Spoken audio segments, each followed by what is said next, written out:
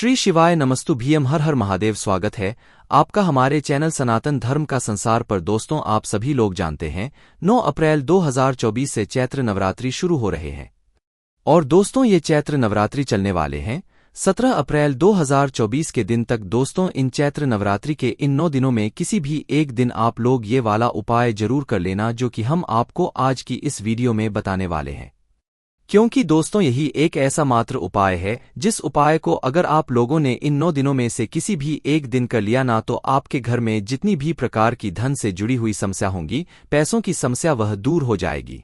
जैसे कि दोस्तों आपका मकान का काम लगा हुआ है या आप मकान बनाना चाह रहे हो या आप जमीन खरीदना चाह रहे हो पर आपको पैसों की कमी पड़ रही है, पैसा आपके घर में आ ही नहीं रहा है, जिसकी वजह से आप अपना मकान भी नहीं बना पा रहे हो ना तो जमीन खरीद पा रहे हो। क्या आपके घर में किसी का आपको विवाह करना है, बेटा या बेटी का विवाह करना है पर धन की समस्या आ रही है, या आपको कोई नया काम शुरू करना है पर धन की समस्या आ रही है, तो इस प्रकार की अगर आपके ऊपर कोई भी धन की परेशानी चल रही है, समस्या चल रही है, घर में पैसा बिल्कुल भी नहीं आ रहा है, तो इन चैत्र नवरात्रि के 9 दिनों में से किसी भी एक दिन आप लोगों को एक लाल फूल और एक सफेद फूल वाला उपाय जरूर कर लेना चाहिए। क्योंकि दोस्तों ये वाला उपाय कोई पुराना उपाय नहीं है, बल्कि ये वाला उपाय नया उपाय, क्योंकि पंडित जी ने इस उपाय को अपने कुछ ही दिनों पहले की कथा में ही यहाँ पर बताया हुआ था।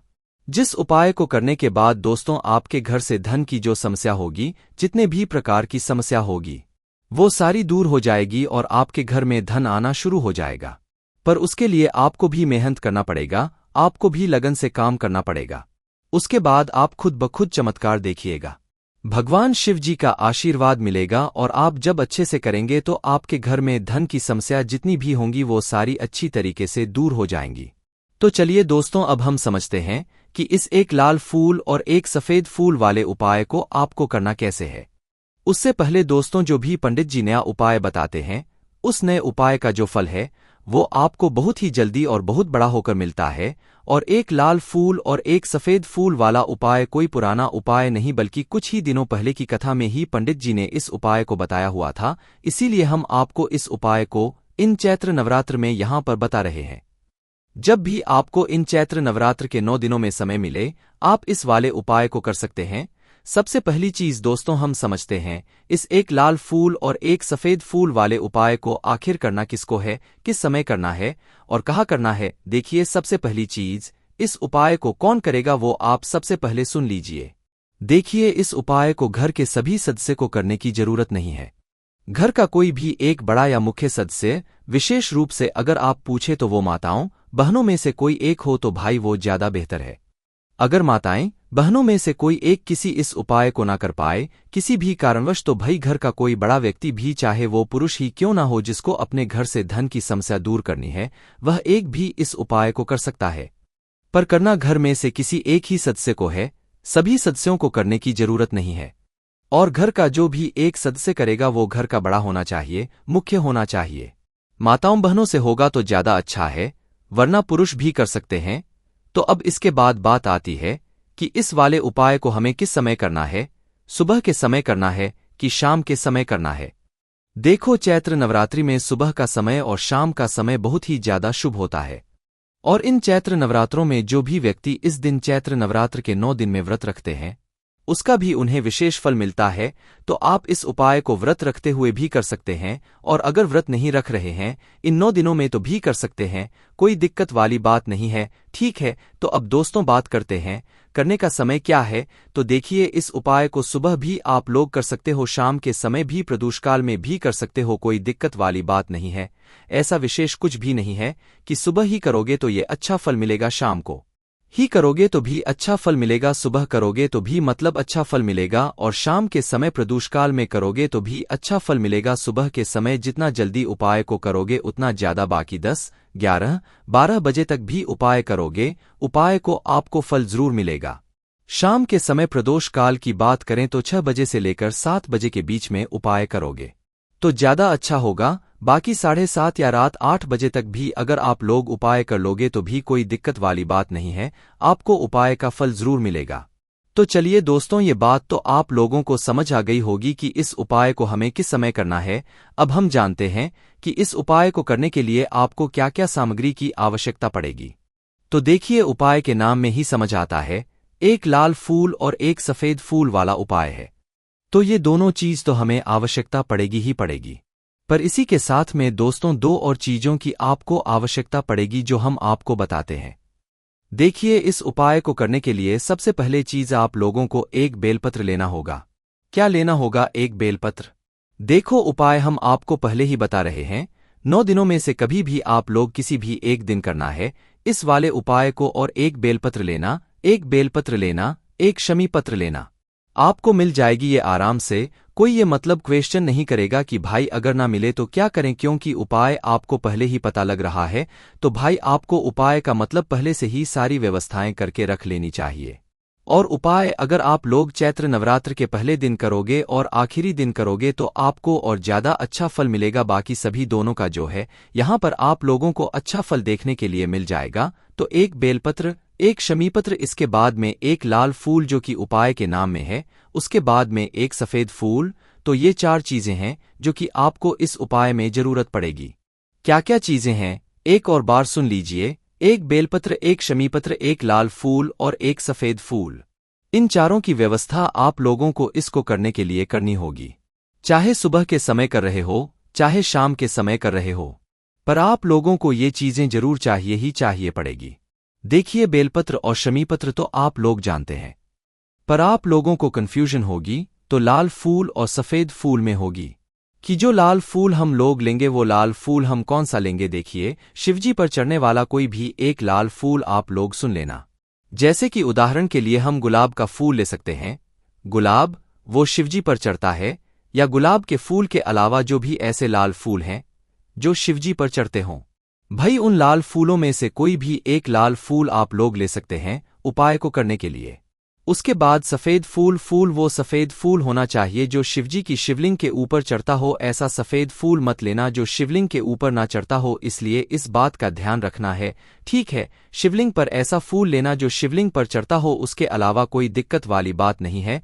तो आप लोगों ने तैयार कर लिया एक बेलपत्र, एक शमीपत्र, एक लाल फूल और एक सफेद फूल। इन चारों ही सामग्री को तैयार करके आप लोगों को क्या करना है, इस उपाय को करते समय शुद्धता का विशेष रूप से ध्यान रखना है। और ये बात आप लोग जानते हैं कि इस उपाय को आप सुबह के समय या शाम के समय, दोनों समय में किसी भी एक समय कर सकते हैं। दोनों समय करने की जरूरत नहीं है। इसके बाद में दोस्तों अब आपका क्या काम क्या रहेगा कि भाई जब भी आप लोग इस उपाय को करने के लिए जा रहे हो तो क्या हम सिर्फ उपाय की सामग्री लेकर जाएंगे? नहीं, ऐसा बिल्कुल भी आप लोगों को नहीं करना है। देखो, सुबह के समय अगर आप इन चैत्र नवरात्र में से किसी भी एक दिन सुबह के समय इस उपाय को कर रहे हो, तो सुबह के समय उपाय कर रहे हो तो अपने साथ में कम से कम 1 लोटा जल तो जरूर लेकर जाना। बाकी आप लोग अपने साथ में जो भी पूजन सामग्री लेकर जाना चाहो वो लेकर जा सकते हो, उसमें कोई भी दिक्कत वाली बात नहीं है। पर खाली हाथ मत जाना, आप साथ में कम से कम 1 लोटा जल तो जरूर लेकर जाना, जो सिर्फ उपाय को करने के लिए जा रहे हैं। बाकी जो लोग प्रतिदिन शिवजी के मंदिर जा रहे हैं या नवरात्रि में मंदिर के मंदिर जा रहे हैं तो उनके लिए कोई अलग से बात नहीं है। वो अपनी वैसे की वैसी पूजन सामग्री लेकर जाए, 1 लोटा जल जो भी लेकर जाते हैं वो लेकर जाए। बस इस उपाय को जो आपको करना है वो पूजन अर्चना करने के बाद ही करना है, जाते से ही उपाय करना शुरू नहीं कर देना है। तो ये तो बात हो गई सुबह के समय की। अब बात करते हैं शाम के समय की, प्रदोष काल की। तो देखिए, प्रदोष काल में जो शाम का समय होगा उस समय तो आप जल लेकर नहीं जा सकते। तो उस समय आप लोग मात्र एक घी का लेकर जाओगे। कौन सा घी का? दीपक लेकर जाओगे, एक गोल बत्ती का, जो गोल बत्ती आपने अपने हाथ से बनाई हुई हो, जिसके अंदर शुद्ध देसी गाय का घी टला हुआ हो। और वो जो दीपक होगा वो आटे का भी आप लोग ले सकते हो, कोई दिक्कत वाली बात नहीं है। मिट्टी का लोगे तो ना लेना पड़ेगा। इससे अच्छी बात यही है कि आप लोग आटे का दीपक यहां पर ले लो। तो एक गोलबत्ती का आटे का दीपक तैयार आप लोग कर लेना। उसके बाद में दोस्तों यही जो आटे का दीपक है, इस आटे के दीपक को आप लोग तैयार करके कहाँ पर पहुंच जाना? अपने घर के पास में जो भी शिव मंदिर हो वहां पर, जहां पर शिवालय हो, जहां पर शिवलिंग विराजित है। तो इस दीपक को और अपने साथ में जो भी आपके उपाय की सामग्री है वो आपको अपने साथ में लेकर पहुंच जाना है। शाम के समय उपाय कर रहे हो तो ज्यादातर आप लोगों को मात्र एक दीपक ही लेकर जाना है। इससे ज्यादा आप लोगों को कुछ अलग से लेकर जाने की जरूरत नहीं है। तो आप लोग जब भी उपाय की करने की पूरी तैयारी कर लो तो भी आप अपने पूजन की सामग्री और उपाय की जो 4 सामग्री है ये आप अपने साथ में रखकर भगवान शिव जी के मंदिर निकल जाओ। जैसे ही आप भगवान शिव जी के मंदिर पहुंचते हो तो जाते से ही आप लोगों को उपाय शुरू नहीं करना है। पहले जाकर आप लोगों को पूजन अर्चना करना, जैसे कि 1 लोटा जल लेकर आए हो तो शिवजी पर 1 लोटा जल चढ़ा दो, और भी जो पूजन सामग्री आप लोग अबीर गुलाल वगैरह चढ़ाना चाहते हो तो वो भी शिवजी के शिवलिंग के ऊपर चढ़ा दो। शाम के समय जा रहे हो तो जाते से पहले आप लोगों को दीपक जलाना है। भगवान शिवजी की आरती भी कर सकते हो उस दीपक से, और उस दीपक को आप अपनी माचिस से ही जलाना। किसी और के माचिस लेकर मत जलाना। दीपक जलाकर शिवलिंग के पास में रखना। शिवलिंग से थोड़ी दूरी बनाकर रखना। शिवलिंग के ज्यादा पास में मत रखना ताकि शिवजी को आंच ना लगे। तो दीपक रखकर आप फिर इस वाले उपाय को अपने कर सकते हो। पूजन अर्चना जैसी आपकी होती है, आप शिवजी के शिवलिंग के पास सामने आसपास कहीं पर भी बैठ जाएं उपाय को करने के लिए। इस उपाय को शुरू करने से पहले आप शिवलिंग के ऊपर एक स्थान को देख लीजिए जो कि है माता अशोक सुंदर जी का स्थान, क्योंकि ये वाला उपाय उसी जगह पर होगा, उसी स्थान पर होगा। तो जिन लोगों को पता नहीं है उन लोगों को हम बता देते हैं, बाकी ज्यादातर लोगों को तो पता ही होगा। तो देखिए, शिवलिंग होती है, शिवलिंग की एक जलाधारी होती है। जलाधारी मतलब वो जलाधारी जो कि जिसके ऊपर शिवलिंग रखा हुआ होता है, माता जगदम्बा जी का जो हस्तकमल होता है ना जलाधारी, वो जलाधारी होती है जिसके ऊपर शिवलिंग रखा हुआ होता है। उसके बाद में दोस्तों जब आप शिवजी पर जल चढ़ा जो वो जल बहता हुआ जलाधारी से होता हुआ जलाधारी से नीचे गिर जाता है, तो जलाधारी का वो बीचों बीच का भाग जहां से मतलब आप लोग देखते होंगे जलाधारी के बिल्कुल बीचों बीच का एक भाग होता है, वो माता अशोक चंद्र जी का स्थान होता है। तो आपको क्या करना है, जलाधारी के बिल्कुल बीचों बीच में जहां पर माता अशोक सिंद्र जी का स्थान है वहां पर इन सामग्री को एक एक करके समर्पित करना है। जैसे कि सबसे पहले आप लोग अपनी एक बेलपत्र निकाल लो। उस एक बेलपत्र को निकालकर आपको माता अशोक सिंध रजी वाले स्थान पर मतलब जलाधारी के बिल्कुल बीचों बीच में समर्पित करना है। डंडी का मुख जलाधारी की तरफ होगा जहां से जल बहता है और जल नीचे गिरता है, ठीक है, और बड़ी पत्ती का मुख शिवलिंग की तरफ हो जाएगा। इस प्रकार से आपको इस बेलपत्र को शिवलिंग की मतलब जलाधारी के ऊपर बीचों बीच में समर्पित करना है, माता अशोक सिंद्र जी वाले स्थान पर। दूसरी चीज आप लोगों को अपना शमीपत्र उठा लेना है। शमीपत्र को भी आपको इसी बेलपत्र के ऊपर माता अशोक सिंदूर जी वाले स्थान पर समर्पित करना है। पत्तियों का भाग शिवलिंग की तरफ ही होगा और डंडी का भाग जिस तरह से आपने बेलपत्र की डंडी पीछे की तरफ करी है, जलाधारी की तरफ जहां से जल बहता है नीचे गिरता है, उसी तरफ जो है आप लोगों को शमीपत्र की डंडी भी आपको करके समर्पित कर देना है। उसके बाद में जो तीसरी चीज निकल कर आती है वो आती है एक जो भी आप अपना लाल फूल लेकर आए हो, चाहे वो गुलाब का हो, चाहे कोई भी वो लाल फूल हो जो शिवलिंग पर चढ़ता हो, तो भाई उस लाल फूल को आप लोगों को यहीं पर माता अशोक सिंह जी वाले स्थान पर समर्पित कर देना है। इसी स्वामी पत्र के ऊपर, इसी बेलपत्र के ऊपर। बस फूल का खिला हुआ भाग कहाँ पर होना चाहिए, शिवलिंग की तरफ होना चाहिए। तो इस लाल फूल को समर्पित करने के बाद अपना आखिरी में जो सफेद फूल है उसे निकाल लो। इस सफेद फूल का भी जो खिला हुआ भाग है ये आपको शिवलिंग की तरफ करके समर्पित कर देना है, और जो फूल का पीछे का भाग होगा वो अपने आप ही जो है मतलब जहां से जलाधारी जल नीचे गिरता है वहां जाएगा। तो इस तरीके से आपको इस एक एक मतलब सामग्री को शिवलिंग की जलाधारी के ऊपर मदरसूख संधि वाले स्थान पर समर्पित करते जाना है। जैसे ही आप लोग मतलब आखिरी में एक लाल या एक सफेद फूल समर्पित कर देते हो, समर्पित करने के बाद आपको वहीं पर भगवान से हाथ जोड़कर विनती करना है अपने घर में धन प्राप्ति के लिए, या आपके घर में धन से जुड़ी हुई जो भी समस्या चल रही है, या आपका कोई काम है जो कि धन की वजह से रुका हुआ है, जैसे कि घर का काम हो गया या जमीन खरीदने का काम हो गया या बेटा बेटी का विवाह हो गया, आपको पैसों की समस्या आ रही है उस काम को शुरू करने में, तो भाई आपको अपना वह भगवान से निवेदन करके बोलना है। उसके बाद में आपको भगवान का 2 मिनट बैठकर जाप भी करना है, श्री का जाप करना है। जैसे ही आपका जाप होता है उसके बाद में वापस से भगवान से विनती करना, उनको धो देना, उनसे प्रार्थना करना और वहां से उठ जाना और भगवान से प्रार्थना करके आप लोग अपने घर पर वापस जाना। आपका ये उपाय यहां पर पूरा हो जाता है। देखिए दोस्तों, इस उपाय को करने के बाद ना धीरे धीरे करके आपको खुद पता लग जाएगा कि हाँ, हमने इस दिन इस उपाय को किया था और हमें इस दिन तक इस उपाय को करने का फल यहाँ पर धीरे धीरे करके मिल रहा है। पर उपाय को जब भी करो ना, मन में विश्वास रख के करना, वरना आप ऐसा सोच के करोगे कि नहीं हमें ये पैसा मिलेगा या वो चीज़ मिलेगी तो कभी भी लालच के साथ उपाय नहीं करना है। मन में विश्वास के साथ आप लोगों को उपाय करना है कि हमारे भोले बाबा हैं, हमारे भोले बाबा हमें बिना मांगे सब कुछ देंगे, ठीक है।